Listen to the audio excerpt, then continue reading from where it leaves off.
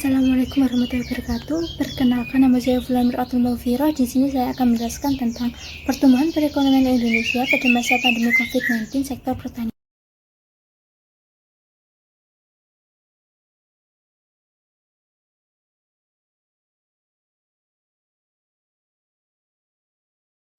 Pertumbuhan perekonomian sektor pertanian pada kuartal 1 tumbuh sebesar 2,2%. Di kuartal 2 menjadi 2,16%. Di kuartal 3 menjadi 2,59%. Dan di awal kuartal 4 menjadi 2,95%. Data lain juga menunjukkan sektor pertanian naik dengan sangat signifikan, yaitu di tahun 2019 menjadi 12,7% dan di tahun 2020 menjadi 13,71%. Sektor pertanian juga sangat mengejutkan dengan menarik tenaga kerja sebanyak 5 juta orang.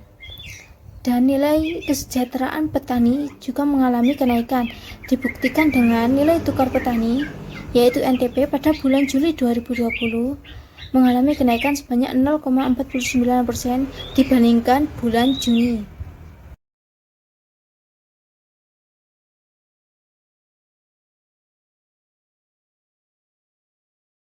Kontribusi sektor pertanian pada pertumbuhan perekonomian. 1. Menampung tenaga kerja yang di-PHK dari sektor lain dan menambah tenaga kerja pada sektor pertanian itu sendiri sehingga mengurangi nilai pengangguran. Berdasarkan hasil survei Angkatan Kerja Nasional Februari 2021, sektor yang paling banyak menampung tenaga kerja adalah sektor pertanian sebesar 29,59%.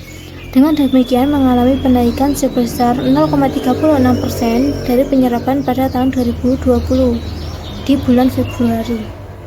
2. Menambah devisa negara dengan meningkatnya jumlah nilai ekspor Indonesia pada sektor pertanian. BPS mencatat nilai total ekspor Indonesia di sektor pertanian dari Januari hingga Juli 2021 mencapai 2,24 miliar dolar Amerika Serikat. Ini meningkat sebanyak 8,72% dari periode yang sama di tahun 2020. Contohnya adalah kelapa sawit. Meskipun harga komoditas tersebut mengalami penurunan, tetapi permintaannya sangat tinggi. Devisa dari ekspor minyak kelapa sawit dan produk olahannya berkontribusi pada pencapaian surplus neraca perdagangan RI sebesar 5,5 miliar dolar Amerika Serikat di kuartal 1 tahun 2020.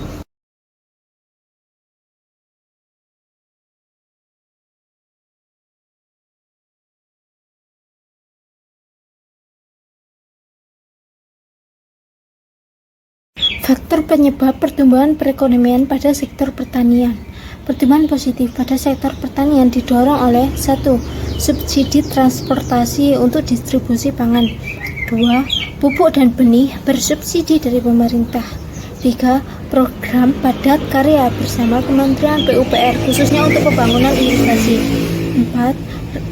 Terrealisasinya kredit usaha rakyat atau KUR. Hingga 17 Mei 2021, realisasi KUR telah mencapai 93,5 triliun.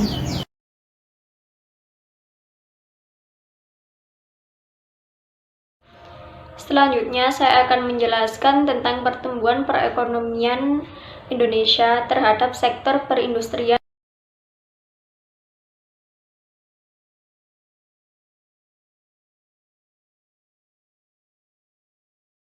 Pertumbuhan perekonomian pada sektor industri.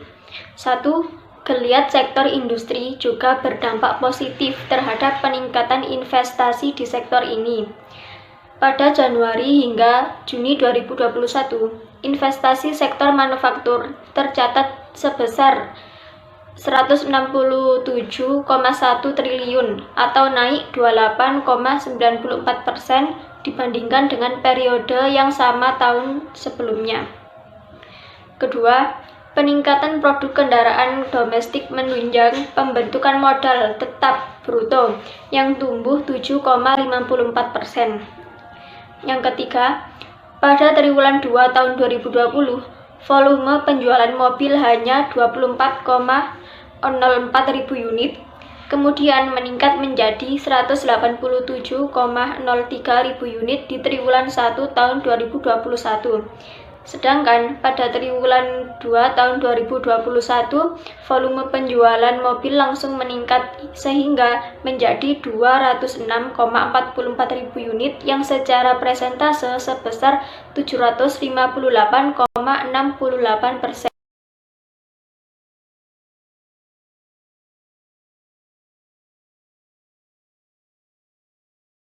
Kontribusi sektor industri terhadap pertumbuhan perekonomian.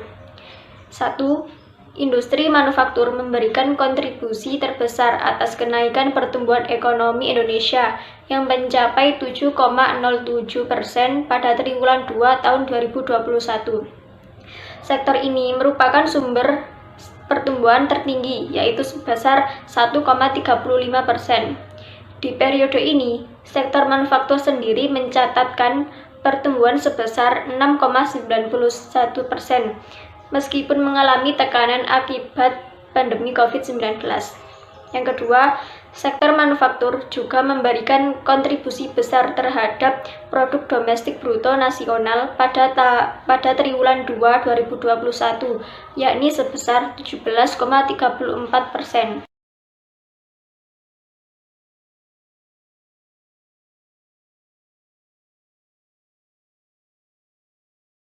Ketiga yaitu faktor pendorong pertumbuhan sektor industri. Salah satu yang menjadi faktor pendorong sektor industri yaitu kebijakan perpanjangan pajak pertambahan nilai yang ditanggung pemerintah atau PPN-DTP untuk sektor properti. Penjualan properti sendiri meningkat antara 15-20%. Hal tersebut mendukung demand terhadap produk industri manufaktur pendukung sektor properti, terutama industri barang galian non-logam seperti semen, keramik, dan bahan bangunan yang mencapai 8,05%. Demikian yang bisa saya sampaikan. Mohon maaf jika ada kesalahan kata ataupun kata-kata yang kurang berkenan. Mohon dimaklumi. Sekian dari saya, terima kasih. Wassalamualaikum warahmatullahi wabarakatuh.